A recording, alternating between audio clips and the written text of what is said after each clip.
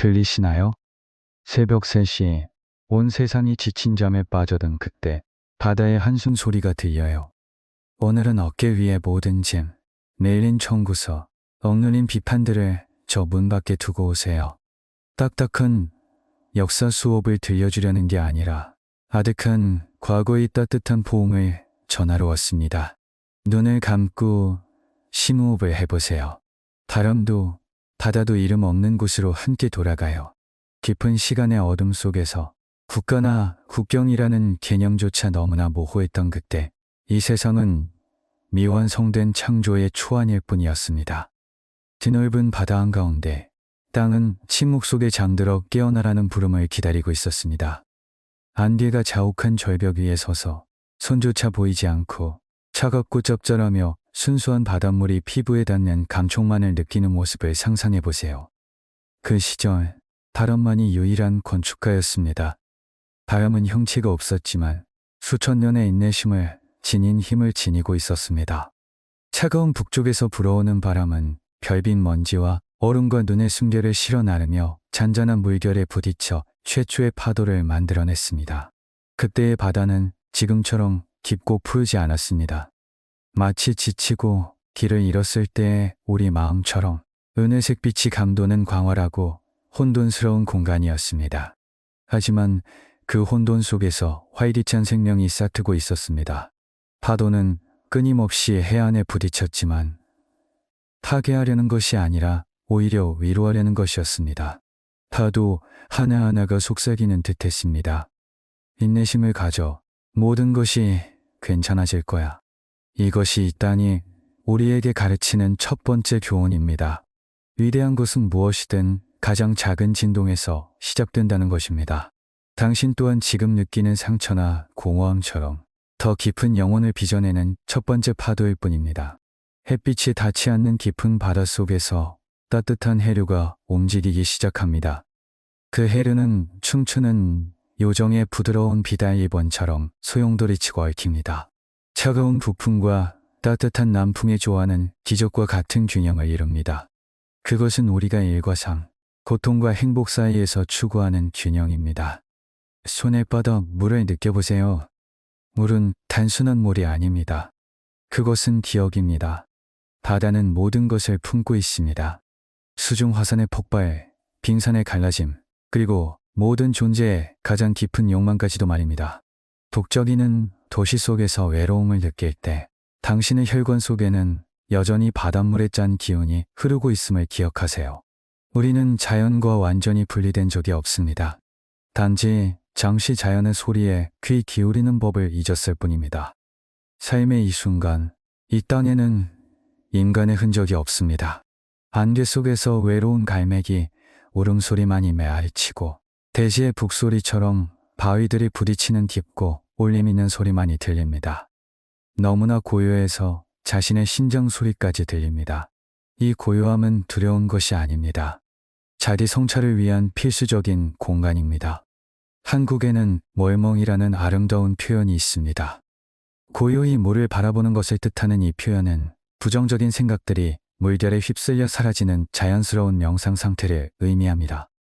이 일장에서는 여러분도 마음속으로 멀멍 여행을 떠나보시기를 바랍니다. 저 깨끗한 바다를 바라보면 자연의 품 안에서 얼마나 작고 안전한 존재인지 깨닫게 될 것입니다.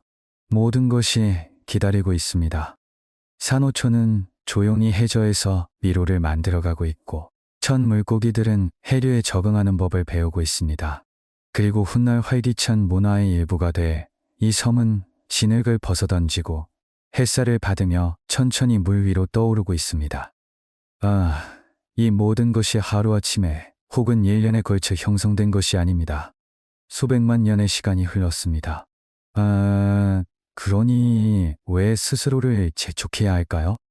왜 좌절 후에 바로 강해지려고 했어야 할까요?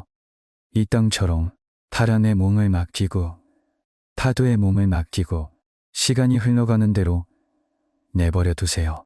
진정한 아름다움은 최종 결과에 있는 것이 아니라 무 속에서 끊임없이 존재하는 데 있다. 밤이 고대의 바다 위로 드리우자 안개가 걷히기 시작하며 지평선에 연분 옹빛띠가 드러난다. 그것은 희망의 전조이다. 이 첫 번째 장은 땅이 형태를 갖춰가는 모습으로 마무리되며 다음 장에서는 땅속 깊은 곳에서 타오르는 불길이 시작될 것이다. 하지만 그 전에 잠시 이 공허함의 평화를 느껴보라. 당신은 여기에 있고 안전하며 당신의 목소리는 들린다. 이 바다에서 보이는 평화는 사실 대지의 위대한 분노의 산물입니다. 푸른 들판과 고요한 마을이 펼쳐지기 전 이곳은 불과 연기로 뒤덮인 감옥이었습니다. 감히 저와 함께 최초의 용암이 어둠을 가르며 이 땅을 빚어낸 진원지를 직접 들여다보시겠습니까? 숨을 참으십시오. 우리는 탄생의 가장 잔혹한 순간에 서 있습니다. 지난 장에서 우리가 지나온 고요한 바다 표면 아래 깊은 곳에서 또 다른 힘이 깨어나기 시작했습니다. 시오는 바람이나 잔잔한 파도가 아니라 수백만 년 동안 지구 내부에 축적된 숨 막히는 열기였습니다. 압력은 너무나 강렬해서 바위조차 녹아내려 불타는 듯한 붉은 용암으로 변했고 마치 끓어오르는 행성의 빛처럼 분출하며 솟구쳐 올랐습니다. 역사에 기록되지 않은 어느 순간 고요했던 바다가 갑자기 흔들렸습니다. 유황 냄새와 강렬한 열기를 실은 거대한 가스방울이 솟아올랐습니다. 그리고 구름까지 울려 퍼지는 굉음과 함께 바다가 갈라졌습니다. 차가운 바닷속에서 불길이 솟아올랐다. 극심한 열기를 내뿜는 용암과 차가운 바닷물이 충돌하며 파괴적이면서도 변혁적인 싸움을 벌였다. 검은 연기가 수천 미터 높이까지 치솟아 햇빛을 가렸다. 번개가 화산재 기둥 사이로 번쩍이며 장엄하면서도 아찔한 광경을 연출했다. 용암은 물과 닿자마자 녹지 않고 즉시 굳어지면서 날카로운 파편으로 흩어지거나 웅장한 원통형 암석을 형성했다. 화산재는 겹겹이 쌓여 부식토의 첫 번째 층을 이루었다. 이렇게 불의 힘은 바다에서 땅을 깎아냈다. 그것은 격렬한 춤이었다. 화산은 한 번 폭발하고 사라지는 것이 아니다. 수만 년에 걸쳐 끊임없이 반복되는 과정이었다. 뾰족하고 황량한 원뿔형 산들이 물 위로 솟아오르기 시작했다. 이때 땅은 아직 푸르지 않았다. 그곳에는 검은색 현무암, 회색 화산재, 그리고 아직 축축한 시냇물에 불타는 듯한 붉은색만이 가득했습니다. 용암은 산꼭대기에서 해안으로 흘러내려 깊은 도랑을 만들었고 이 도랑들은 훗날 비옥한 계곡의 전신이 되었습니다. 상성 속 발밑의 땅은 여전히 떨리고 있습니다. 거대한 균열이 벌어지며 하얀 수증기 기둥이 솟구칩니다. 극심한 혼돈의 시대였고 파괴를 통해 질서가 세워졌습니다. 오늘날 이 땅에서 당신이 만지는 모든 돌멩이에는 그 강렬한 열기의 기억이 담겨 있습니다. 그것들은 단순한 물체가 아닙니다. 불의 유일한 지배자였던 시대의 증인입니다. 점차 격렬한 폭발은 잦아들었습니다. 둔하구는 식어갔고 정상에는 수세기 동안 빗물이 고여 깊은 웅덩이가 생겼습니다.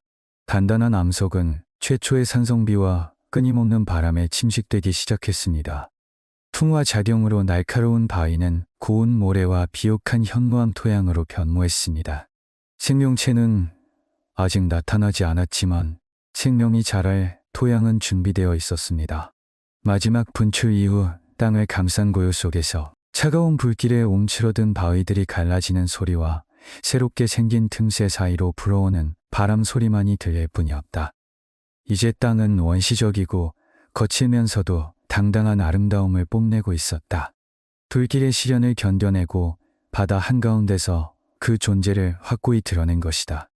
작은 섬들은 충족토로 연결되어 세계 지도 위에 길고 구불구불한 호를 그리며 펼쳐졌다. 해안을 따라 깎아지른 절벽들을 살펴보십시오. 한때 이곳에 흘러내렸던 용암류의 잔해들이 파도에 시달리면서도 움직이지 않고 영원한 고요함 속에 보존되어 있습니다. 이 절벽들은 회복력의 이야기, 인간이 집을 짓고 씨앗을 뿌릴 수 있는 이 안정적인 땅을 만들어낸 지구의 고통스럽고도 영광스러운 탄생 과정을 이야기해 줍니다. 이제 옅어진 화산재 구름 사이로 햇빛이 비칩니다. 어둡고 매끄러운 산비탈에 비치는 햇살은 마치 검은 다이아몬드처럼 반짝이는 빛을 발합니다. 땅은 서서히 식어가며 바람에 실려오거나 해류에 밀려온 첫 씨앗들을 맞이할 준비를 합니다. 돌의 춤은 끝나고 고요와 기다림의 시대가 도래했습니다. 화산들은 이제 잠들어 회색 암석 지각 아래 거대한 힘을 숨긴 채 조용한 수호자가 되었습니다. 하지만 그 열기는 땅 속에서 타오르며 온천에 에너지를 공급하고 미래숲의 뿌리를 따뜻하게 합니다. 나지막 용암이 식어 검고 어두운 암석으로 굳어지자 땅은 새로운 기다림의 시대를 맞이했습니다. 하늘은 다시 맑아졌고 더 이상 두꺼운 화산재 층에 가려져 있지 않았습니다. 바람은 여전히 불었지만 이제는 먼 곳에서 온 작은 씨앗들과 공기 중에 숨어있던 이끼, 포자를 쉬어 날랐습니다. 이 작은 생명체들이 최초의 정착민들이었습니다. 그들은 현무암 바위 틈새에 달라붙어 조용히 미네랄과 수분을 흡수하며 생명은 이처럼 작고 강인한 것들로부터 시작되었고 앞으로 올 생명체들을 위한 부드러운 토대를 마련했습니다. 해류와 조수를 따라 더 큰 생물들이 해안으로 오기 시작했습니다. 갑각류, 파충류, 그리고 바다새들이었습니다. 그들은 섬의 수천 년 묵은 침묵을 깨뜨리는 최초의 소리를 가져왔습니다. 갈매기 울음소리가 가파른 절벽에 메아리치고 화산암에 의해 풍화된 고운 모래 위에는 파충류의 발자국이. 하지만 이 모든 것은 이 땅의 운명을 완전히 바꿔놓을 도착, 바로 인류의 도래를 알리는 서막에 불과했다. 이 땅에 처음 발을 디딘 인간의 발자국은 무장한 정복자의 것이 아니라 바다 유목민의 것이었다. 그들은 따뜻한 쿠로시오 해류를 따라 혹은 이동하는 물고기떼의 길을 따라 원시적인 나무 뗏목이나 작은 통나무배를 타고 도착했다. 배의 앞머리가 모래에 닿자 그들은 맨발로 땅에 내려 어머니 대지의 따스함을 온몸으로 느꼈다. 그곳은 낯설면서도 안심이 되는 느낌이었다.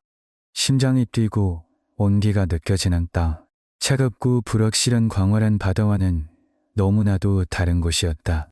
그들은 원시적인 석기 도구와 씨앗, 그리고 수많은 폭풍우 속에서도 소중히 보존해온 불을 가지고 왔다. 이 선사시대 사람들은 하얀 구름이 화산 분화구였던 봉우리 위로 들이운 높은 산들을 올려다보며 그곳을 자신들의 보금자리로 삼았습니다. 그들은 당장 거대한 건축물을 짓지는 않았습니다. 그들의 첫 보금자리는 자연 동굴이나 숲의 잎으로 지붕을 덮은 오두막이었고 점차 자라나는 숲의 그늘 아래 자리 잡았습니다. 그들은 대지의 소리에 귀 기울이고 어떤 과일이 먹을 수 있는 열매인지 어떤 식물이 상처 치료에 쓸 수 있는 것인지 구별하는 법을 배웠습니다. 이 최초 거주민들의 삶은 자연의 리듬과 완전히 얽혀 있었습니다. 해가 지평선 위로 떠오르면 바다로 나가 고기를 잡았고 해가 산봉우리 뒤로 지면 돌아와 모닥불 주위에 모여 앉아 아직 열기가 남아있는 평평한 돌 위에 그날 수확한 것들을 구워 먹었습니다. 며칠간의 기다림 끝에 비옥한 현무암 토양은 마침내 인간의 손길을 통해 첫 씨앗을 맞이했습니다. 푸른 새싹들은 왕성하게 자라났고 뿌리는 땅속 깊이 뻗어 과거 화산재에서 양분을 흡수하며 햇빛을 향해 뻗어나갔다. 한때 황량한 바위덩어리였던 땅은 최초의 인간들의 손길과 지혜를 통해 정처 따뜻한 안식처로 변모했다. 동굴과 절벽에 있는 오솔길들이 생겨났고 아이들의 웃음소리, 돌을 깎는 도구소리, 그리고 경건한 감사의식의 노래소리가 파도 소리와 어우러졌다. 사람들은 시냇물과 산봉우리, 숲의 이름을 붙이기 시작했고 이름 없는 지리적 특징들을 공동체의 기억과 영혼의 앱으로 만들었다. 인간의 존재는 섬의 새로운 빛, 초기 문명의 빛을 가져왔다. 그것은 조화로운 공존이었고 인간은 자연을 완전히 지배하려 하지 않고 혹독한 환경에 적응하는 법을 배웠다. 그들은 발밑에 잠재된 불꽃이 있고 주위에는 영원한 바다가 있음을 알고 있었다. 바로 이러한 겸손함 덕분에 이 첫걸음들은 시간의 흐름 속에 지워지지 않고 오히려 이후 수천 년에 걸친 영광스럽고 평화로운 역사의 가장 견고한 토대가 되었습니다. 땅과 사람들이 신성한 유대로 하나가 되었을 때 비로소 삶의 새로운 장이 시작된 것입니다. 오, 최초의 인간 공동체가 산과 바다 사이의 삶의 터전을 마련하면서 그들의 세계관은 만물을 움직이는 보이지 않는 힘에 대한 개념으로 꽃피기 시작했습니다. 광활한 바다와 신비로운 석회암 동굴을 마주하며 당시 사람들은 물질뿐 아니라 영혼까지 보았습니다. 우뚝 솟은 산, 땅에서 솟아나는 온천, 폭풍 후에도 굳건히 서 있는 고목 하나하나가 수호신이 깃든 곳이라고 여겼습니다. 그들은 이 땅이 자연적으로 생겨난 것도 아니고 자연적으로 인류를 보호하는 것도 아니라고 믿었습니다. 모든 것은 산꼭대기나 깊은 산호초에서 조용히 지켜보는 신성한 존재들 덕분이라고 생각했습니다. 초기 거주자들에게 산신은 최고의 존재이자 안정의 열쇠를 쥐고 있는 존재였습니다. 산이 붉은 불길을 내뿜는 것을 목격한 그들은 그것을 신의 분노이자 재탄생으로 여겼습니다. 험준한 지형이나 기이한 모양의 나무 주변에는 작은 돌로 만든 신전들이 생겨나기 시작했습니다. 이곳 사람들은 바다와 숲에서 얻은 가장 귀한 산물, 즉 가장 큰 물고기, 켜수확물, 거친 수공 비단 등을 제물로 바쳤습니다. 그들은 불을 기원한 것이 아니라 인간과 자연의 조화를 기원했습니다. 안개 속을 헤쳐나가는 흰 여우로 변신하는 신이나 큰 폭풍 후 배를 인도하는 거대한 고래 형상의 바다, 신에 대한 구전 전통이 형성되기 시작했습니다. 이러한 연결은 엄격한 도덕률과 삶의 원칙을 만들어냈습니다. 사람들은 숲의 신들의 잠을 방해할까 두려워 숲을 함부로 이용하지 않았고 바다 신들의 공정함을 믿었기에 남획을 하지 않았습니다. 자연의 균형을 깨뜨리는 모든 행위는 수호신에 대한 모욕으로 여겨졌습니다. 의식과 재물은 더 이상 단순한 종교적 행위가 아니라 공동체를 하나로 묶는 힘이 되었고 사람들이 공통된 믿음과 두려움을 공유하는 장소가 되었습니다. 보름달이 뜬 밤, 다죽붓과 대나무 피리 소리가 울려 퍼지고 엉숙한 향 연기가 어우러져 현실 세계와 신성한 영역의 경계가 모호해지는 신비로운 공간을 만들어냈습니다. 시간이 흐르면서 이러한 신들은 더 이상 멀게 느껴지지 않고 가족처럼 친숙해졌습니다. 어떤 신들은 집안의 화로를 지키고 어떤 신들은 어린아이들의 잠을 보살피며 또 어떤 신들은 새로 경작한 계단식 논밭의 작물을 축복했습니다. 사람들은 야생에서 더 이상 외로움을 느끼지 않게 되었습니다. 그들의 발걸음 하나하나를 신들이 지켜보고 있었고 마주하는 모든 어려움은 진심 어린 기도로 해결될 수 있다고 믿었습니다. 바로 이러한 침묵하는 수호신에 대한 믿음이 사람들이 번개, 쓰나미, 야생동물에 대한 원초적인 두려움을 극복하도록 도왔고 감사가 삶과 깊이 얽혀있는 심오한 정신적, 문화적 정체성을 형성하게 했습니다. 이러한 신화들은 모든 바위와 모든 시냇물에 스며들어 역사의 부침 속에서도 이 땅이 계속 번영할 수 있도록 하는 견고한 정신적 틀을 형성하고 인간의 영혼이 언제나 친절함과 자신의 기원에 대한 경외심을 향하도록 이끌어줍니다. 사람들의 마음속에 수호신이 자리 잡은 후 따뜻한 해양성 기후의 도움으로 땅은 극적인 변화의 시기를 맞이했습니다. 이전 장에서 언급되었던 씨앗들이 이제 완전히 뿌리를 내리면서 황량하고 검은 현무암 경사면은 울창하고 층층이 쌓인 녹색 숲으로 변모했습니다. 이때 화렵수와 침엽수가 섞인 혼합림 생태계가 형성되었고 햇빛은 고대 나무들의 빽빽한 잎사귀 사이로 거의 스며들지 못했습니다. 오래된 상나무와 편백나무는 우뚝 솟아 자라났고 뿌리는 바위 틈새에 단단히 붙어 땅속 깊이 뻗어 고대 화산지에서 풍부한 미네랄을 흡수했습니다. 이 초록 거목들 아래에는 양치류, 익기, 계절에 따라 피어나는 야생화로 이루어진 완전히 다른 세계가 펼쳐져 토양을 항상 촉촉하게 유지하는 다층적인 초목 카펫을 형성했습니다. 이 숲의 가장 두드러진 특징은 안개였습니다. 안개는 이른 아침 바람의 신려바다에서 오는 것만이 아닙니다. 고대 숲의 숨결에서도 탄생하는 것입니다. 날이 밝아오면 기온이 변하면서 짙은 흰 안개가 나뭇잎 사이로 스며들어 울퉁불퉁한 나무줄기를 감싸고 온 지역을 안개 낀 미로로 변모시킵니다. 이 안개는 천연 소음 필터 역할을 하여 딱따구리의 울음소리, 낙엽이 바스락거리는 소리, 졸졸 흐르는 시냇물 소리 등 숲속 모든 소리를 더욱 풍부하고 깊게 들리게 합니다. 사람들은 이 안개가 장애물이 아니라 마을을 외부의 위험으로부터 보호하고 공기를 맑게 유지하는 보호막이라는 것을 깨닫고 안개 속을 헤쳐나가는 법을 배우기 시작했습니다. 이 안개 낀 숲 속에서 완벽한 공생관계가 형성되었습니다. 자승, 흑공, 눈원숭이, 무리 같은 동물들은 나무 구멍이나 바위 동굴에서 이상적인 보금자리를 찾았습니다. 인간은 더 이상 바다에만 의존하지 않고 숲의 자원을 더욱 선택적으로 이용하기 시작했습니다. 숲에서 버섯을 채취하고 약초를 수확하며 나무를 이용해 더욱 견고한 건축물을 짓는 법을 배웠습니다. 특유의 향과 흰개미에 대한 저항력 덕분에 삼나무는 가장 귀중한 재료가 되어 집과 배를 짓는 것부터 일상용품을 만드는 데까지 삶의 모든 면에 스며들었습니다. 나무와 송진의 향기가 안개의 습기와 어우러져 이 땅 특유의 냄새, 즉 성장과 평온의 향기를 만들어냈습니다. 이 숲은 또한 수정처럼 맑은 시냇물의 근원이기도 했습니다.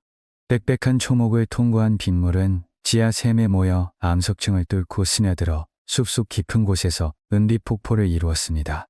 이 시냇물은 사람과 동물에게 끊임없이 깨끗한 물을 공급했을 뿐만 아니라 토사를 운반하여 하류의 좁은 계곡을 비옥하게 했습니다. 숲과 안개는 거친 화산 지형을 부드럽게 만들어 한때 험준했던 땅을 시적이고 생동감 넘치는 곳으로 탈바꿈시켰습니다. 초록빛이 지배적인 색이 되어 불타는 듯한 붉은 기억을 가리고 흙과 물, 공기가 어우러져 말없는 교향곡을 만들어내는 이 시기는 모든 것이 완벽한 자연의 질서 속에서 제자리를 찾는 때였습니다. 숲은 더 이상 생명 없는 물체가 아닙니다.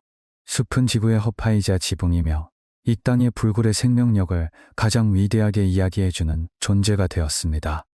안개가 자욱한 숲에서 충분한 상나무 목재와 내구성이 뛰어난 소나무 수지를 얻을 수 있게 되자 사람들은 더 이상 모래사장에 서서 수평선만 바라보지 않고 거친 파도를 견딜 수 있는 배를 만들기 시작했습니다. 초기 통나무 배는 정차 정교한 장부 이응 구조로 대체되었는데 이 배들은 금속 못을 사용하지 않으면서도 바다의 압력에 놀라운 내구성을 자랑했습니다. 이는 이 땅의 해양 역사의 전환점이 되었고 주민들은 파도 위에 새로운 기억을 새겨나가기 시작했습니다. 그들은 고래의 이동을 관찰하고 계절에 따라 변하는 바람 소리를 듣고 별자리를 읽어 미지의 바다를 항해하는 법을 배웠습니다. 모든 항해는 운명과의 모험이었고 사람들은 광활하고 때로는 잔혹한 바다에 정면으로 맞섰습니다. 그들은 오래된 숲에서 얻은 목재, 동물 가죽, 약초 등을 바다에서 얻는 것과 교환하며 육지와 바다 사이에 끊임없는 순환을 만들어냈습니다.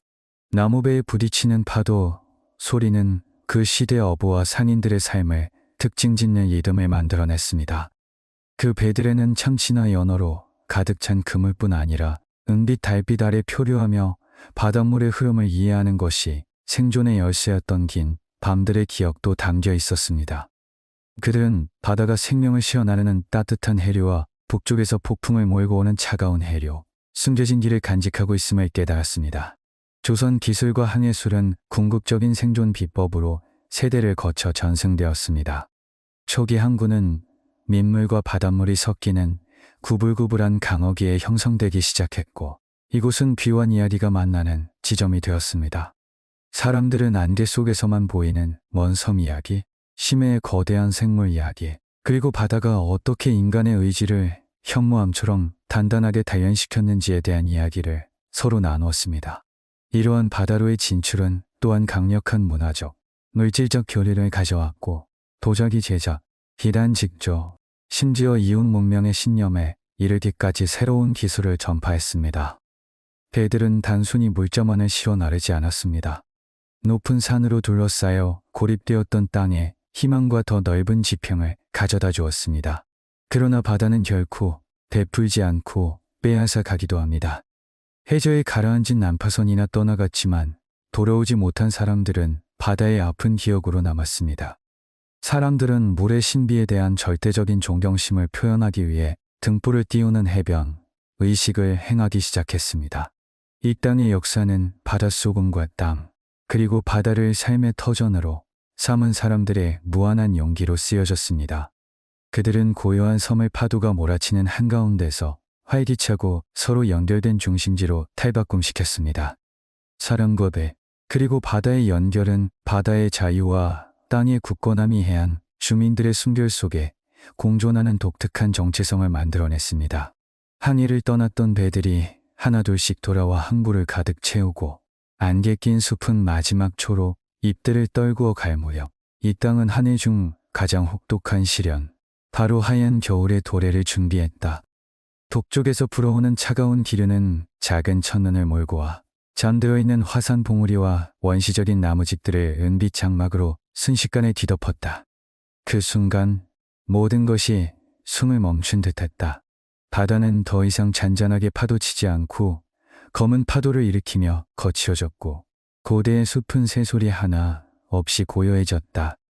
이곳 사람들에게 겨울은 단순한 날씨 현상이 아니라 생존을 위한 시험이었고 그들을 고립된 채 살아남는 법을 배우도록 강요하는 것이었다. 가슴 높이까지 쌓인 눈으로 뒤덮인 몇 달 동안 사람들의 삶은 드넓은 바깥 공간에서 아늑하고 따뜻한 나무집 안으로 옮겨갔다. 난로는 밤낮으로 끊임없이 타올랐는데 단순히 따뜻함을 위해서만이 아니라 모든 생존 활동의 중심이었기 때문이다. 가을에 비축해둔 말린 생선, 곡물, 뿌리 채소 같은 식량은 아껴 쓰였다. 이때부터 인내라는 철학이 각자의 마음속에 뿌리내리기 시작했다. 그들은 조용히 기다리는 법을 배웠고 문틈으로 새어 들어오는 바람 소리와 지붕 위로 쏟아지는 폭설 소리를 들었다. 서두를 필요도 억지로 할 필요도 없었다. 겨울의 위력에 맞서 싸우는 것은 헛된 일임을 깨달았기 때문이다. 이때 인내란 에너지를 아끼는 능력이었고 차가운 바깥 공기에 마음속 불꽃이 꺼지지 않도록 지키는 것이었다. 길고 끝없는 겨울밤의 어둠 속에서 그들의 손은 쉴 틈이 없었다. 희미하게 흔들리는 불빛 아래 여자들은 배틀에서 3과 모피로 두꺼운 양탄자를 짜느라 부지런히 일했고 남자들은 도구를 갈고 집안 살림살이를 고쳤다. 풀의 기원, 산신, 안개 낀 숲의 정령에 관한 옛 이야기들이 세대를 거쳐 전해졌다. 그들의 인내는 얼어붙은 시간을 정체성과 뿌리에 더욱 깊이 연결될 수 있는 기회로 바꾸어 놓았습니다. 하얀 겨울은 의도치 않게 엄격한 스승이 되어 사람들에게 소박한 가치의 소중함을 가르쳤습니다. 따뜻한 수프 한 그릇, 사랑하는 사람의 온기, 그리고 아무리 눈이 쌓여도 봄은 반드시 온다는 흔들림 없는 믿음처럼 말입니다. 혹독한 겨울은 또한 이 땅의 사람들에게 특별한 미덕을 길러주었습니다. 바로 평정심으로 고난을 견뎌내는 능력입니다. 그들은 얼음의 무게에 짓눌려 있는 마른 나뭇가지의 황량함 속에서 아름다움을 발견했습니다. 다음 해의 찬란한 새싹을 돋우기 위해서는 모든 생명체가 깊은 동면, 생명력을 축적하기 위한 절대적인 고요함이 필요하다는 것을 깨달았습니다. 완전히 얼지 않은 시냇물에서 물을 기르러 하얀 눈 위를 조심스럽게 걷는 것조차 경건한 마음으로 행해졌습니다. 해안을 따라 얇게 얼어붙은 얼음을 희미한 햇살이 녹이기 시작하며 추위의 끝을 알릴 때 사람들은 새로운 마음가짐으로 집 밖으로 나왔습니다. 등칼끄하고 더욱 깊이 있는 생각, 그리고 방금 견뎌낸 인내에 대한 감사함으로 가득 찬 마음이었습니다. 하얀 겨울은 지나갔지만 기다림의 철학과 고요함의 힘은 남아 사람들과 땅의 DNA에 뗄 수 없는 부분이 되었습니다. 내서운 겨울의 추위가 물러가고 봄 햇살이 비추어 처마의 마지막 얼음이 녹을 때 사람들은 한옥이라는 독특한 건축 양식을 통해 조화로운 삶의 철학을 실현하기 시작합니다. 한옥은 단순히 비와 햇볕을 피하는 공간 그 이상입니다. 높은 산을 등지고 긴 강을 마주한 배산임수의 지형을 깊이 이해하여 땅과 하늘의 흐름을 극대화한 건축 양식입니다. 건축 자재는 모두 주변 자연에서 얻습니다. 기둥에는 삼나무, 벽에는 정제된 점토, 기초에는 현무암, 문에는 당나무 껍질로 만든 한지가 사용됩니다. 한옥은 철못을 사용하지 않고 정교한 목선으로 연결되어 온도와 시간의 흐름에 따라 전체 골조가 팽창하고 수축할 수 있도록 설계되었습니다. 세월의 흔적이 묻어나는 둥글고 투박한 나무 기둥들은 돌기둥 위에 굳건히 서서 습한 땅과 생활 공간 사이에 완충 공간을 만들어줍니다.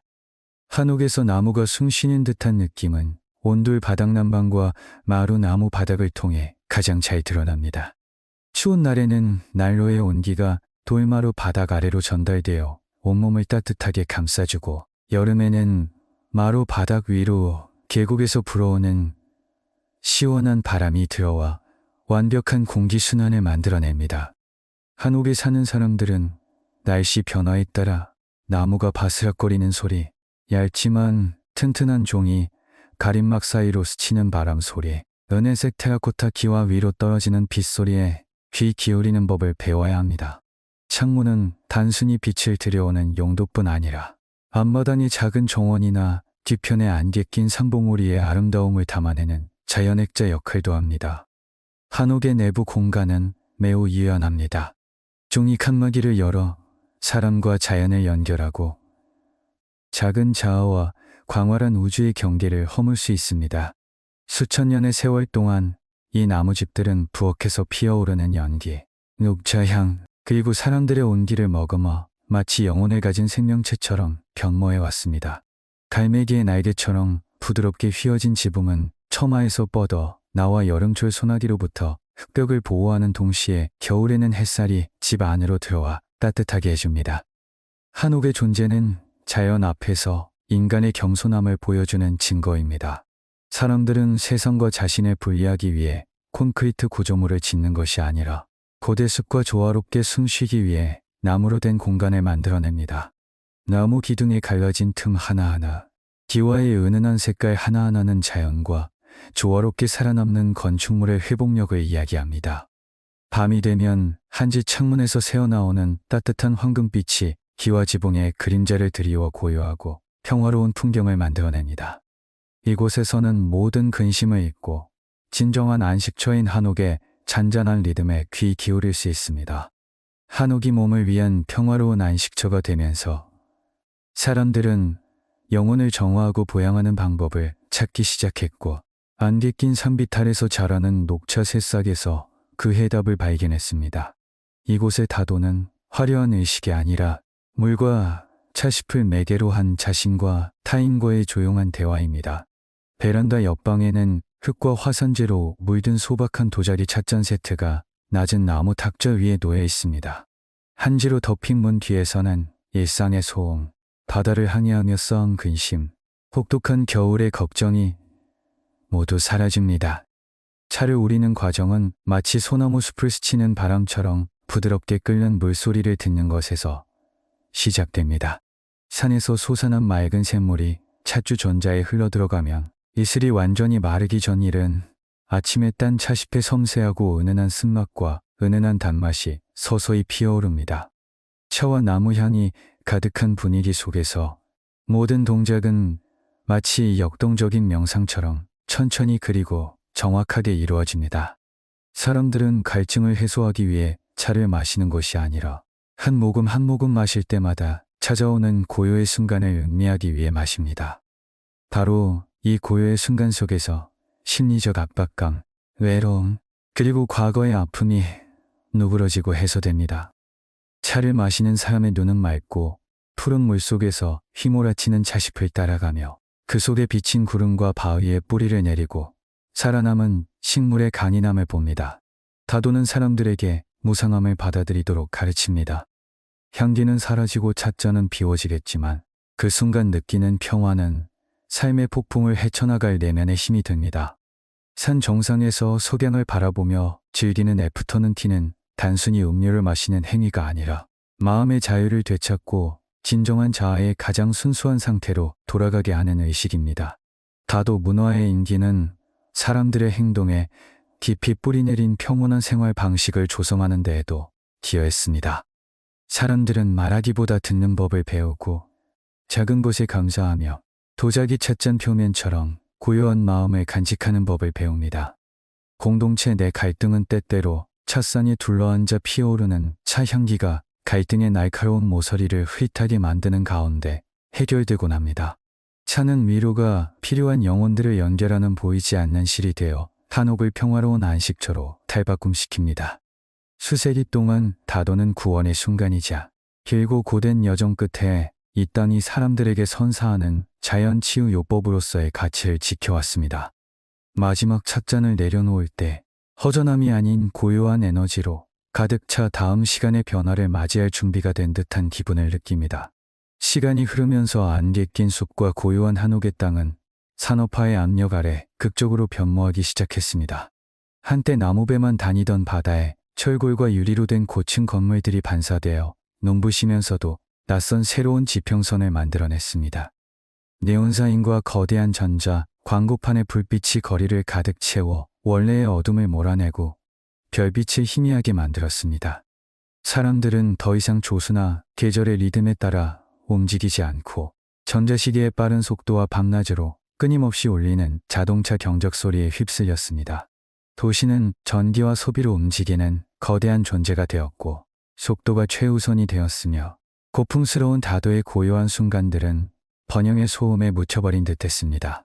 그러나 이 화려한 현대의 한가운데서도 고대의 달빛은 조용히 영원한 순환을 이어갔습니다.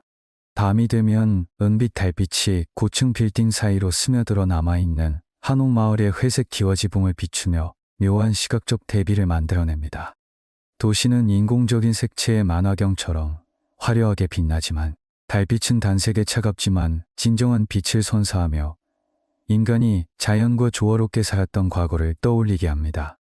도시의 불빛은 열망, 성취에 대한 압박, 그리고 더 섞는 분주함을 상징하는 반면 달빛은 고요함, 추억, 그리고 변치 않는 정신적 가치를 상징합니다. 이 두 세계는 공존하며 겹쳐지고 현대인의 마음속에 이중성을 만들어냅니다. 한편으로는 기술의 편리함을 누리면서도 다른 한편으로는 밤하늘을 올려다볼 때마다 형언할 수 없는 향수를 느낍니다. 이러한 대비는 인간 삶의 내면적인 리듬에도 분명하게 반영됩니다. 가로등 아래 사람들은 약속 장소와 사무실로 서둘러 향하고 뒤처질까 두려워 밤을 새워 일합니다. 하지만 사람들이 대로 사이에 자리 잡은 고대 사원이나 문화 유적지의 작은 안뜰로 들어서면 오직 달빛과 그림자만이 지배하는 그곳에서 도시의 화려함이 얼마나 하찮고 더섭는 것인지를 깨닫게 됩니다. 달빛은 판단하지도 재촉하지도 않습니다. 돌담의 긴 그림자를 드리워 콘크리트의 거친 선을 부드럽게 하고 묘한 위안을 선사합니다. 바로 이곳에서 사람들은 앞으로 나아가는 것과 뿌리를 보존하는 것 사이에서 균형을 찾으려 했습니다. 현대의 조명 축제는 종종 자연의 아름다움을 모방하려 하지만 희화산 정상에서 떠오르는 보름달이 수천 년 전의 영도를 그대로 간직한 바다에 비추는 황홀한 느낌을 결코 대신할 수는 없습니다. 이 땅의 한 장은 갈등과 심오한 조화가 어우러진 교향곡과 같습니다. 도시의 불빛이 고대의 달빛을 끌 수 없고 사람들은 여전히 이 두 세계 사이에서 새로운 균형을 찾아가며 살아가는 법을 배우고 있습니다. 도시의 불빛과 고대 달빛의 대비가 점차 풍경의 일부가 되어가는 가운데 이 땅은 한 해 중 가장 감성적인 전환기, 바로 벚꽃과 동백꽃이 떨어지는 계절에 접어듭니다. 고대 화산 경사면과 현대적인 거리 사이사이에 만발한 수백만 송이의 벚꽃과 동백꽃이 가장 화려한 꽃잎을 떨어뜨리기 시작합니다. 이는 천천히 시들어가는 것이 아니라 동시에 그리고 단호하게 작별을 고하는 순간입니다. 부드러운 봄바람이 불어와 분홍색과 흰색의 섬세한 꽃잎들을 흩날리며 한옥의 자갈기를 덮고 항구의 짠 바닷물 위를 한가롭게 흩날립니다. 이곳 사람들에게는 이 시기가 아름다운 슬픔이라는 감정이 숨쉬는 매 순간 가장 강렬하게 느껴지는 때입니다. 아름다움의 절정과 그 아름다움이 사라지기 시작하는 순간에 목격하는 것입니다. 도시의 분주함은 이 장관 앞에서 잠시 멈춰선 듯합니다. 떨어진 꽃잎으로 뒤덮인 인도를 걷던 사람들은 발걸음을 멈추고 흙으로 돌아가는 섬세한 꽃잎 카펫 위를 스치는 발소리에 귀를 기울였다. 꽃잎이 떨어지는 모습은 슬픔을 불러일으키기보다는 자연의 엄격한 법칙을 일깨워주는 듯했다. 여름에 생기 넘치는 새싹이 자라나기 위해서는 가장 화려한 것들이 물러가야만 한다는 것을. 꽃잎들은 잔잔한 호수 위로 떨어져 작은 물결을 일으키고 마치 떨어진 구름처럼 색색의 조각들을 이루며 떠다녔다. 고목 아래 서서 사람들은 꽃이 피는 계절이 저물어가는 모습을 말없이 바라보며 이 땅의 기억은 견고한 성것뿐 아니라 이처럼 더섭고 순간적인 것들로 만들어진다는 것을 깨달았다. 떨어지는 꽃잎의 아름다움은 일상 곳곳에 스며들어 있다. 꽃잎 하나가 얹어진 오후의 차 한 잔에서부터 인간 존재의 연약함을 노래하는 옛 민요에 이르기까지 안개 자욱한 숲속 깊은 곳에 자리 잡은 고대 사원들은 고요한 안식처가 됩니다. 대나무 빗자루가 마당에 떨어진 낙엽을 쓸어내는 규칙적인 소리는 마치 시간이 흘러가는 똑딱거리는 소리처럼 일정한 리듬을 만들어냅니다. 아무도 꽃잎을 붙잡으려 하지 않습니다. 오히려 꽃잎이 떨어져 땅에 평화롭게 놓인 후에도 그 아름다움을 음미하는 법을 배웁니다. 이곳은 인간의 영혼이 수용을 통해 정화되는 곳입니다. 사람들은 삶의 소멸에 대한 슬픔을 피해야 할 대상이 아니라 오히려 현재 순간을 더욱 깊이 감사하게 만드는 촉매제임을 깨닫습니다. 꽃이 지고 앙상한 가지에 짙은 초록빛 잎이 돋아나면 땅은 더욱 안정되고 역사의 흐름이 가져올 다음 도전을 헤쳐나갈 잠재적인 생명력으로 가득 찬 새로운 모습으로 변모합니다. 봄의 마지막 꽃잎들이 땀으로 사라지고 고대의 달빛이 현대 도시에 숨겨진 구석구석을 끊임없이 비추는 이때 소리는 인간의 영혼을 이끄는 역할을 하기 시작합니다. 바로 사찰 종소리입니다. 안개 자욱한 계곡 깊숙이 자리 잡거나 우뚝 솟은 산봉우리 위에 세워진 고대 사찰들은 짙은 회색 기와 지붕 아래 거대한 청동종을 품고 있습니다. 이 종들은 금속과 수천 년 묵은 신안이 어우러져 만들어진 보물입니다. 종소리는 갑자기 울리는 것이 아니라 매달린 소나무 망치에 의해 느리고 리드미컬하게 울려 퍼집니다. 망치가 청동 표면을 치면 깊고 울림 있는 소리가 터져 나와 처음에는 주변 공간을 흔들다가 점차 섬세하고 오래도록 남는 음파로 퍼져나가 공기 중으로 흩어집니다. 계곡 아래에 정신없이 돌아가는 일과 명예에 휩싸인 사람들에게 사찰 종소리는 귓속을 울릴 뿐만 아니라 마음 깊숙이 스며들어 격동하는 삶 속에서 평온을 일깨워줍니다. 사찰 종소리는 현실과 과거의 경계를 허무는 힘을 지니고 있습니다. 그 소리가 울려 퍼지는 순간 자동차 경적 소리, 기계 소음, 도시의 분주함은 끝없는 공허 속으로 사라지는 듯합니다. 사람들은 지하철역에 서 있든 조용한 한옥에 앉아 있든 잠시 발걸음을 멈추고 종의 마지막 울림, 무의 메아리라고 부르는 소리에 귀를 기울입니다. 그들은 바깥 세상이 아무리 변하고 아무리 많은 고층 빌딩이 세워지더라도 아침 저녁으로 규칙적으로 울리는 종소리를 통해 이 땅의 정신적인 심장 박동은 언제나 변함없이 이어지고 있음을 깨닫습니다. 사찰 종소리는 보이지 않는 시간의 표식이 되어 물질 세계와 정신 세계를 명확히 구분짓고 사람들이 진정한 자아에서 너무 멀리 벗어나 있다고 느낄 때 균형을 되찾도록 도와줍니다. 안개와 향이 어우러진 사찰 경내에서 종소리는 깨달음과 내려놓음을 상징하기도 합니다. 종소리 하나하나가 마음속 고통의 매듭을 풀어주고 현대 생활에 보이지 않는 압박에서 쌓인 우울함을 풀어준다고 믿어집니다. 신녀와 순례자들은 벽돌로 포장된 뜰을 조용히 거닐며 발걸음을 종소리와 조화롭게 어우러지게 하고 자연과 완벽한 공명을 이룹니다.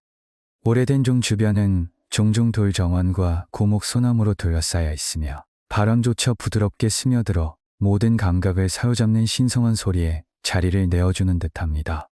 마지막 종소리가 울려 퍼지고 길고 긴 침묵이 흐른 후 사람들은 상실감보다는 묘한 안도감을 느낍니다. 마치 영혼의 무거운 짐이 종소리에 실려 안개 낀 황야 속으로 사라진 듯한 느낌입니다. 그러므로 사찰 종소리는 단순히 종교적인 소리가 아니라 기억과 구원의 숨결이며 인간의 마음과 이 땅의 영원함을 잇는 끊임없는 소리의 실마리입니다. 사찰 종소리가 영혼을 정화하는 역할을 마치고 밤이 새벽으로 바뀌면서 도시의 불빛이 서서히 희미해질 때 이 땅의 존재는 침묵하는 사람들의 손에 달려 있습니다. 바로 잔인들과 계승자들입니다. 그들은 거칠지만 인내심 있는 손길로 격렬한 화산 활동의 과거와 산업화된 현재를 잇는 살아있는 존재들입니다. 산빛 아래 자리 잡은 도자기 공방이나 외곽의 비단 직조실에서는 불꽃이 완전히 꺼지지 않습니다. 그것은 더 이상 파괴적인 용암의 불이 아니라 도자기 가마에서 타오르는, 그리고 정체성을 지키고자 하는 의지에서 비롯된 통제된 불입니다. 이 장인들은 흙의 수분 함량, 소나무 장작의 온도, 그리고 집조 북의 리듬을 연구하는데 일생을 바칩니다. 그들은 대량 생산의 속도를 쫓지 않고 자연의 과정을 철저히 따릅니다. 뇌액이 휴식을 취하기를 기다리고, 식물에서 처철한 염료가 실 한올 올에 스며들기를 기다리고, 가마를 열기의 완벽한 순간을 기다립니다. 그들의 끈기는 마치 평행한 시간의 흐름을 만들어내는 듯합니다. 그곳에서는 물건의 가치가 가격이 아닌 그 안에 담긴 노동과 헌신의 시간으로 측정됩니다. 하늘처럼 하얀색이나 옥빈 유약으로 칠해진 도자기, 그릇은 단순한 물건이 아닙니다. 그것들은 화석처럼 보존된 기억의 조각들입니다. 사람들은 이러한 수공예품을 통해 땅의 영혼을 느끼고, 장인들이 능숙하게 빚어낸 돌의 단단함과 물의 부드러움을 느끼고자 합니다. 전통 공예는 단순한 기술이 아니라 행위를 통한 문화 보존의 한 형태입니다. 각 세대의 장인들은 바람의 방향을 읽어 불의 세기에 맞게 조절하는 법, 나무가 삐걱거리는 소리를 듣고 배틀의 기름이 더 필요한 시기를 아는 법, 그리고 쉽게 얻을 수 있는 이익의 유혹에 흔들리지 않고 마음을 다잡는 법을 후계자에게 전수합니다. 그들은 땅의 느릴 리듬을 지키는 수호자이며, 따뜻한 흙 위에 남겨진 첫 발자국이나 수천 년을 거쳐온 나무의 숨결이 망각의 먼지 속에 묻히지 않도록 지켜냅니다. 늦은 밤 작업장의 어둠 속에서 가마에서 깜빡이는 불빛이 집중하는 작업자들의 얼굴을 비추며 초기 정착민들이 불 주위에 모여 앉았던 모습을 떠올리게 합니다. 장인과 재료 사이에는 강한 정신적 연결고리가 있습니다. 그들의 손 아래 있는 흙은 화산재이고, 그들이 짜는 비단은 안개 낀 숲에서 나는 것입니다. 젊은 세대가 도시의 화려함에 이끌려 떠나가는 요즘, 이 불을 계속 타오르게 하는 것은 때로는 고되고, 불을 지키는 이들은 꼿꼿이 버텨냅니다. 그들은 이 불꽃이 꺼지면 이 땅은 정체성을 잃고 바다 한가운데 있는 영혼 없는 콘크리트 덩어리로 전락할 것이라는 것을 알고 있습니다. 그들이 만든 물건들은 완성되면 한옥이나 고층 아파트에까지 들어가 과거의 따뜻함과 평화로움을 현대 생활에 전해줍니다. 도자기 꽃병이 선반 위에 놓이거나 비단천이 어깨에 걸쳐질 때 시간의 흐름이 다시 연결되고, 불을 지키는 이들의 작업은 마치 매일 해안을 어루만지는 해류처럼 영원하고 지속적인 새로운 순환을 이어갑니다. 불을 지피며 장인이 손수 만든 제품들이 일상생활에 스며들면서 이 땅의 사람들은 점차 독특한 미적 감각을 발전시켜 나갔습니다. 완벽한 다듬어짐보다는 미완성된 모습과 투박함을 소중히 여기는 미적 감각이었습니다. 이러한 철학은 자연에 대한 관찰에서 비롯되었습니다. 파도에 침식되어 형태가 불분명한 화산 절벽, 논보라에 휘어진 소나무, 끊임없이 변화하는 바다 표면 등에서 영감을 얻었습니다. 한옥 건축과 도자기 다기에서 미완성은 비대칭적인 선, 요약의 미세한 균열, 완벽하게 매끄럽지 않고 자연스러운 질감을 드러내는 나뭇결을 통해 표현됩니다.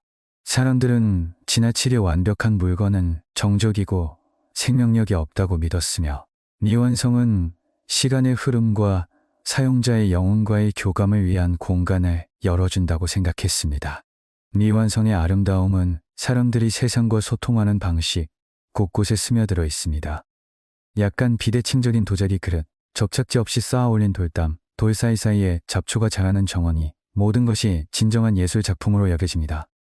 그들은 새로 형성된 섬에서부터 덧없이 사라지는 인간의 삶에 이르기까지 세상의 모든 존재가 끊임없이 변화한다는 것을 인식합니다. 영원한 것은 없고 진정으로 끝나는 것도 없습니다.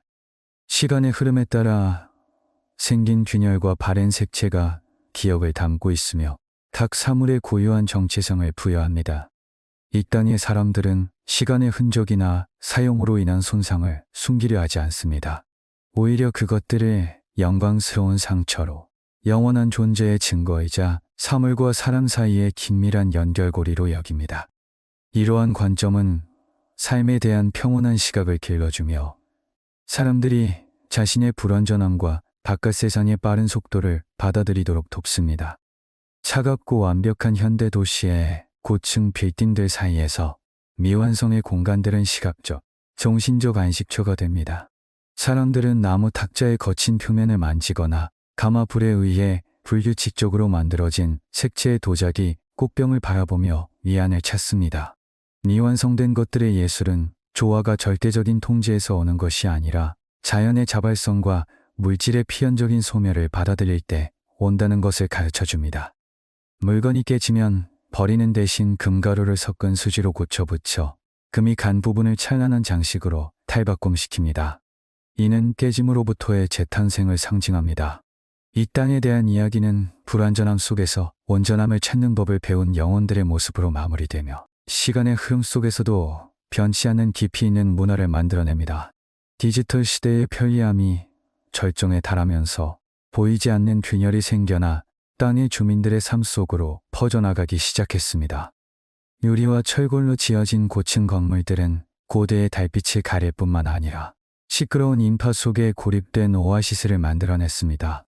사람들은 서로의 눈을 마주치거나 고대 숲의 변화를 관찰하는 대신 푸른빛 화면을 응시하는 데 더 많은 시간을 보냈습니다.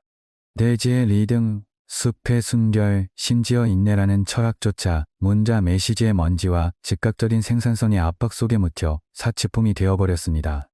그들은 에어컨이 바닷바람을, LED 조명이 낮과 밤의 리듬을 대신하는 현대식 아파트에서 살면서 몸과 마음이 자연의 작용에 대한 원초적인 감수성을 점차 잃어가게 되었습니다. 이러한 단절은 사람들이 자신이 살고 있는 땅의 언어를 잊어가기 시작했다는 사실에서 가장 분명하게 드러납니다. 그들은 더 이상 갈매기의 낮은 비행에서 폭풍의 징조를, 비가 내린 후 흙냄새에서 계절의 변화를 알아차리지 못합니다. 고요한 한옥과 전통 도자기 공방은 정차 마음의 안식처라기보다는 관광 명소로 변모해 갔습니다. 도시에서 태어난 아이들은 최신 휴대폰 모델은 줄줄 외우지만 녹차 싸개 모양이나 안개 낀 숲속 닭다구리, 울음소리는 알지 못합니다. 이러한 단절의 고통은 큰 사건으로 바로 드러나는 것이 아니라 동요함, 만성적인 불면증, 그리고 고향에서의 소외감으로 서서히 사람들을 괴롭힙니다. 사람들은 더 섞는 물질적 가치에서 행복을 찾으려 애쓰지만 결국 달려갈수록 수천 년 동안 화산 활동과 빙하기를 견뎌낸 조상들의 뿌리에서 더욱 멀어진다는 사실을 깨닫게 됩니다. 눈부신 네온사인 아래 도시의 잠 못 이루는 밤속에서 사람들은 마음의 메마름을 느끼기 시작합니다. 모닥불 주위에서 나누던 다도와 이야기꽃이 온라인상의 찰나적인 소통으로 대체되면서 사람들과의 연결은 더욱 약해졌습니다. 그들은 침묵에 귀 기울이는 법을 잊고 불완전함의 미학을 잊고 황야의 원초적인 어둠을 두려워하기 시작한다. 섬은 그대로이고 파도는 여전히 수천 년 묵은 소금기를 머금고 모래사장에 부딪히고 안개 낀 숲은 여전히 매일 공기를 정화하지만 인류는 그 세계로 들어가는 열쇠를 잃어버린 듯하다. 이 시기는 땅이 조용한 내면의 이동을 목격하는 시기이며 그 자녀들은 육체적으로는 여전히 존재하지만 그들의 영혼은 뿌리와 완전히 단절되어 자랑스러운 역사적 흐름의 변두리에 서 있다. 모든 것이 현대 문명의 영혼 없는 발자국에 의해 집으로 가는 길이 지워지기 전에 점차 사라져가는 연결고리를 구원할 충격, 사건 혹은 각성을 기다리는 듯하다. 붕괴의 폭풍과 고층 아파트에서 느껴지는 공허함 속에서 이 땅의 주민들은 조용히 뿌리를 되찾기 위한 여정을 시작합니다. 거창한 해결책이나 새로운 기술을 찾는 대신 태초부터 존재해온 가장 단순한 것들로 돌아갑니다. 한 줌의 흙, 작은 시냇물, 그리고 비온 뒤 나무 향기. 이 치유 과정은 사람들이 스스로 광택나는 가죽 구두를 벗어던지고 안개 낀 숲 가장자리에 부드러운 풀밭을 맨발로 밟으며 대지의 순수한 시원함과 미묘한 리듬을 느끼는 것에서 시작됩니다. 그들은 몸속 세포들이 전자음보다 나뭇잎 소리와 파도 소리에 더 강렬하게 반응한다는 것을 깨닫습니다. 오래된 습관들이 종교적 의식이 아닌 영적인 생존 욕구로서 되살아납니다. 사람들은 발코니에 작은 화분을 놓고 씨앗 껍질에서 푸른 새싹이 돋아나는 것을 유심히 바라보며 보이지 않는 시대의 압박 속에서 묘한 위안을 찾습니다. 치유는 또한 부드러운 수작업을 통해 감각을 회복하는 데서도 비롯되었습니다. 젊은 도시인들은 도자기 공방을 찾아 직접 손으로 흙을 빚는 법을 배우기 시작했습니다. 미끄럽고 차가운 흙의 감촉과 물레가 돌아가는 모습에 집중하는 것은 혼란스러운 정보의 흐름에서 마음을 해방시켜 주었습니다. 그들은 작품이 실패할 수도 있고 깨질 수도 있으며 다시 시작하는 것이 삶의 일부라는 것을 받아들이는 법을 배웠습니다. 마찬가지로 다도는 더 이상 시대에 뒤떨어진 것으로 여겨지지 않았습니다. 오히려 스트레스 가득한 일상 속 전략적인 휴식이 되었습니다. 따뜻한 차 한 잔과 숲의 향기를 머금은 김을 맡으며 사람들은 잠시 외부 세계와 단절하고 자신만의 평온한 리듬으로 돌아갈 수 있었습니다. 끓는 물소리, 조약돌의 색깔, 한지를 통해 스며드는 아침 햇살의 따스함과 같은 단순한 것들이 지친 영혼을 위한 치유제가 되었습니다. 지역 사회는 함께 고요함을 실천할 수 있는 작은 공간들을 만들기 시작했습니다. 이곳은 사람들이 벚꽃나무 아래를 한가로이 거니는 공원 한 구석일 수도 있고 아무런 판단 없이 종소리를 들을 수 있도록 개방된 고대 사찰일 수도 있습니다. 이러한 치유는 즉각적으로 일어나지는 않았지만 일상의 가장 작은 활동들에 서서히 스며들었습니다. 사람들은 지역 농산물로 만든 음식을 음미하고 화산지와 깨끗한 지하수로 자란 쌀알의 달콤함을 음미하는 법을 배웠습니다. 행복은 축적에 있는 것이 아니라 매 순간 자연의 존재를 느끼는 능력이 있다는 것을 깨달았습니다. 아침에 눈을 뜨자마자 휴대폰을 찾는 대신 창밖의 새소리에 귀 기울이기 시작하면 이전 장에서 끊어졌던 연결고리가 다시 이어지기 시작합니다.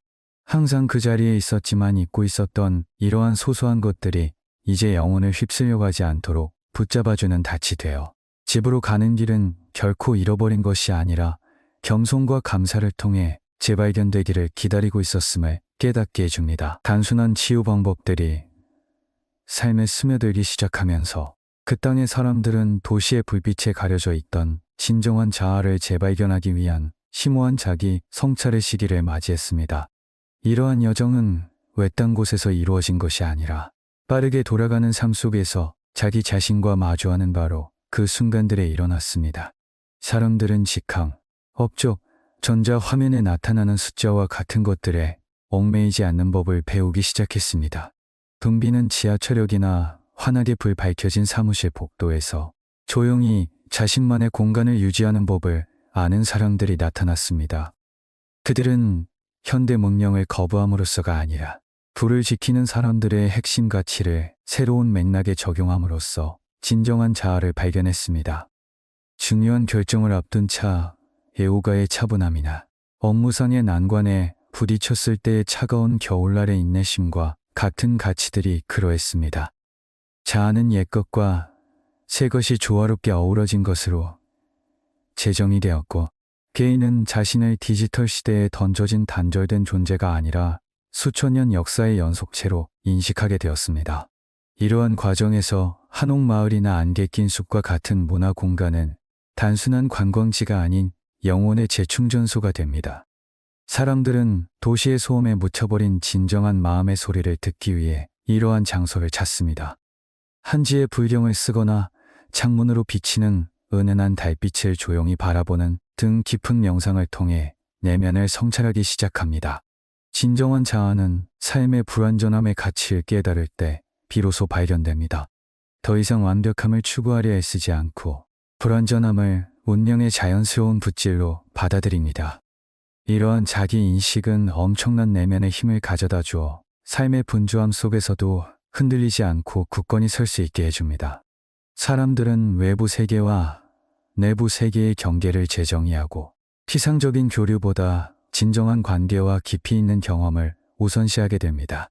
자신을 재발견한다는 것은 또한 자연과 조화를 이루며 자신만의 언어를 재발견하는 것을 의미합니다.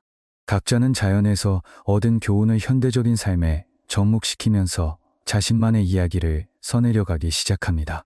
그들은 자신에게 현무암처럼 견고한 힘과 해류처럼 유연한 생명력이 있음을 깨닫습니다.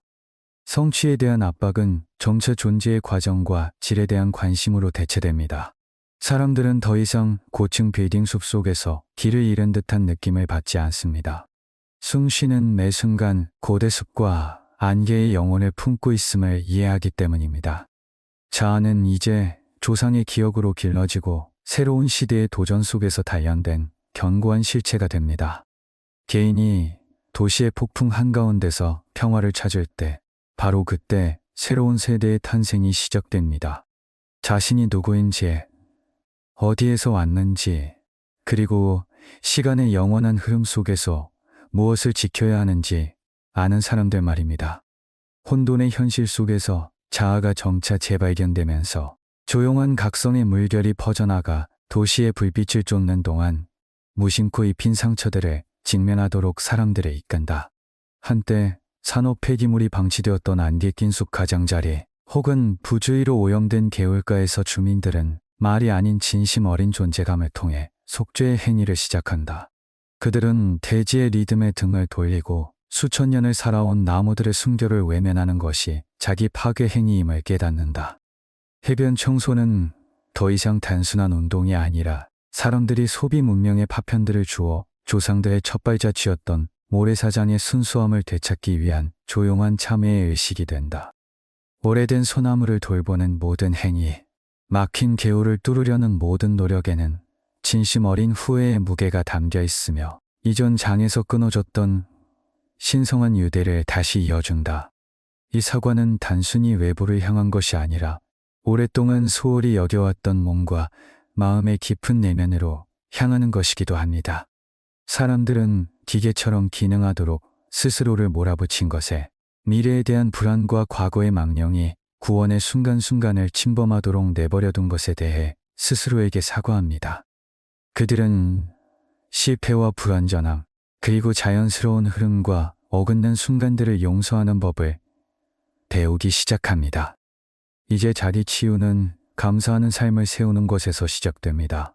숨 쉬는 것에 감사하고 다도의 고요함에 감사하며 계절에 따라 떨어지는 꽃잎이 지닌 아름다운 슬픔에까지 감사하는 것입니다.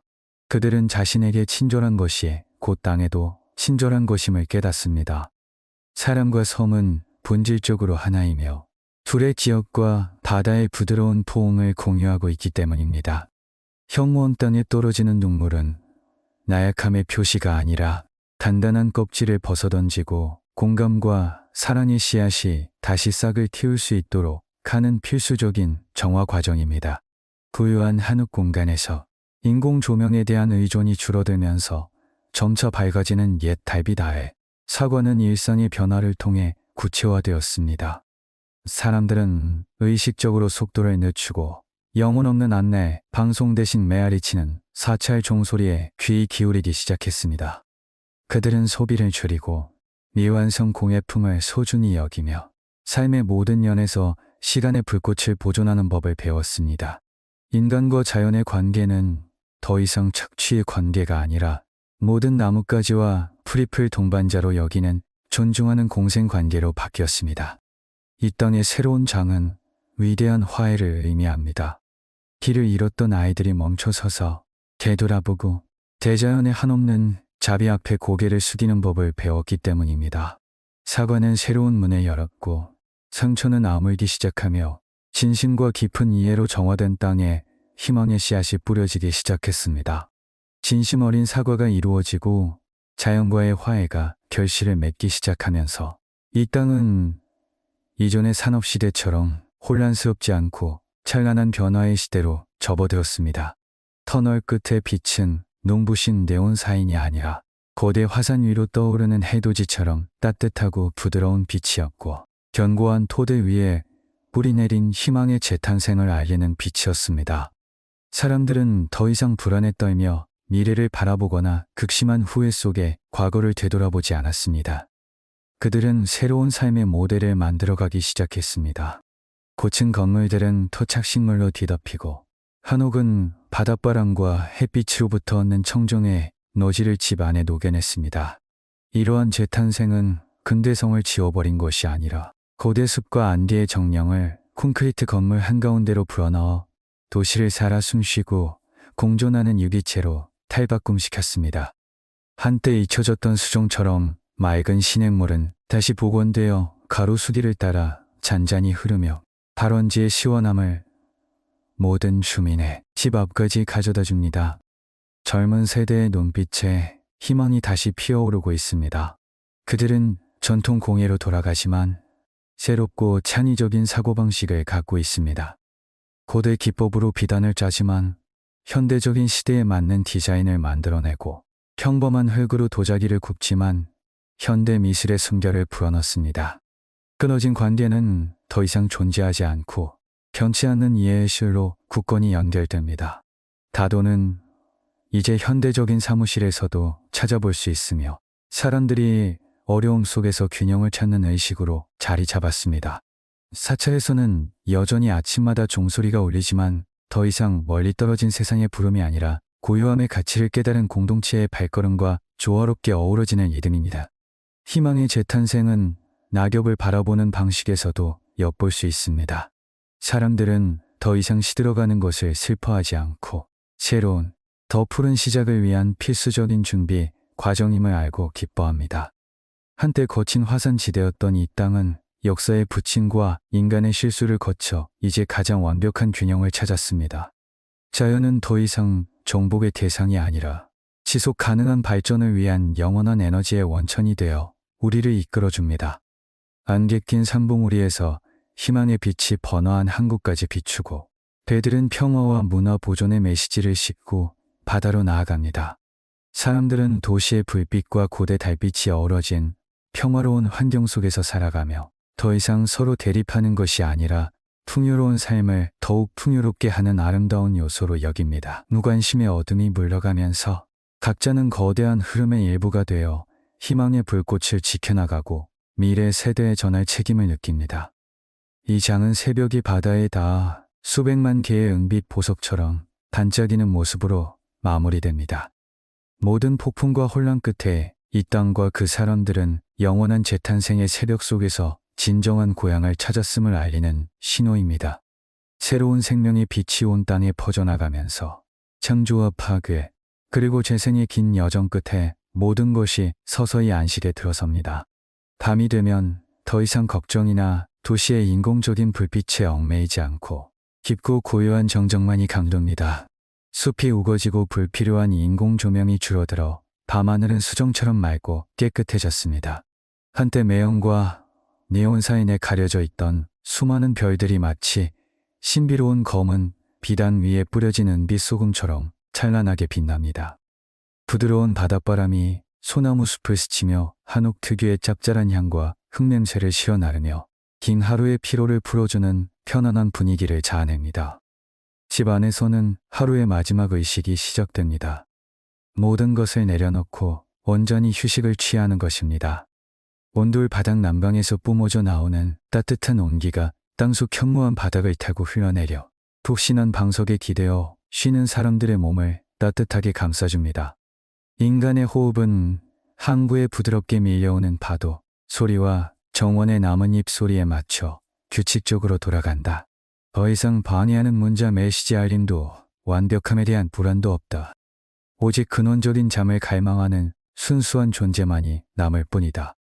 별이 총총한 하늘 아래 집과 자연, 인간과 섬 사이의 경계가 사라지는 듯하다. 그들은 안개 낀 숲의 품에 안겨 산신령의 보호 아래 수백만 년 동안 식어버린 용암의 흔적 속에서 잠이 든다. 이 잠은 단순한 육체적 휴식이 아니라 에너지의 근원으로부터 에너지를 재충전하는 것이다. 평화로운 어둠 속에서 세포는 고요함의 주파수로 치유되고 마음은 두려움 없는 꿈의 세계에서 자유롭게 날아오른다. 나는 이제 인간과 함께 잠들었다. 화산은 휴화했고 배들은 항구로 돌아왔으며 벚꽃은 아침 이슬을 조용히 기다린다. 모든 것이 완벽한 균형 상태에 도달했다. 따뜻한 땅에 촛벌을 내딛는 순간부터 땅이 약속했던 고요한 휴식이 이루어진 것이다. 별똥별이 하늘을 가로지르며 가느다란 빗줄기를 남기고 허공으로 사라질 때 그것은 한 장의 완벽한 마무리를 알리고 새로운 새벽에 대한 희망을 열어줍니다. 고요한 밤, 땅과 인류는 평화로운 잠에 빠져들고 첫 햇살이 드넓은 바다에 닿을 때 다시 태어날 준비를 합니다.